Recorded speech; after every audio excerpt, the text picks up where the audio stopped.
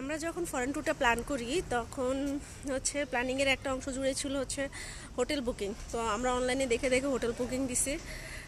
Hotel booking দেওয়ার সময় আমাদের ফার্স্ট চয়েস ছিল সুইমিং পুল। ফার্স্ট রিকোয়ারমেন্ট ছিল সুইমিং পুল। তো সুইমিং পুল দেখে দেখে আমরা হোটেল বুকিং দিছি, কিন্তু আসার পর ভালোই দেখলাম, দেখে মোটামুটি স্যাটিসফাইড হয়েছিলাম। কিন্তু এখন আসার পরে প্রথম দুদিন যাক ভালোই ছিল। ইদানিং ইদানিং এত পরিমাণ ফরেনার আসতেছে। এমনিতে আমি আগেই বলছিলাম যে আমাদের এই হোটেলে একমাত্র আমরাই বাঙালি, আর কোনো বাঙালি নেই, সব ফরেনার।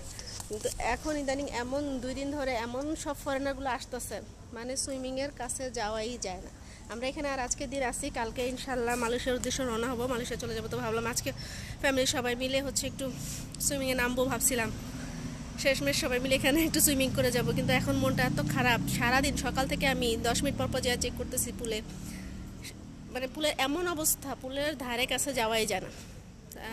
আপনারা বুঝেই নেন যে কি অবস্থা ফরেনারদের জ্বালায়, কি যে অবস্থা ওদের ড্রেস আপের যন্ত্রণায়। ফ্যামিলি নিয়ে সব যে ওই পুলের কাছে যাব ওই উপায় নাই। তো আমরা সব এখন রুমে বসে আছি, অন্যদিকে যাই, অন্যদিকে রাস্তায় মার্কেটে ঘোরাঘুরি করি, কিন্তু পুলের কাছে মনে হয় না আজকে আর যাওয়া হবে। তো আজকে আর যাওয়া না হলে কালকেও আর হচ্ছে না, কালকে তো ইনশাল্লাহ চলেই যাব। তো এটা একটা আফসোস আর কি।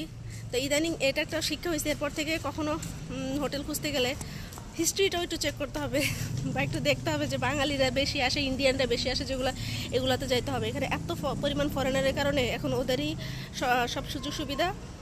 আমার ছোটো মেয়েটা বারবার একটু সুইমিং করতে যেতেছে, কিন্তু নিয়ে যাওয়ার কোনো উপক্রম নাই।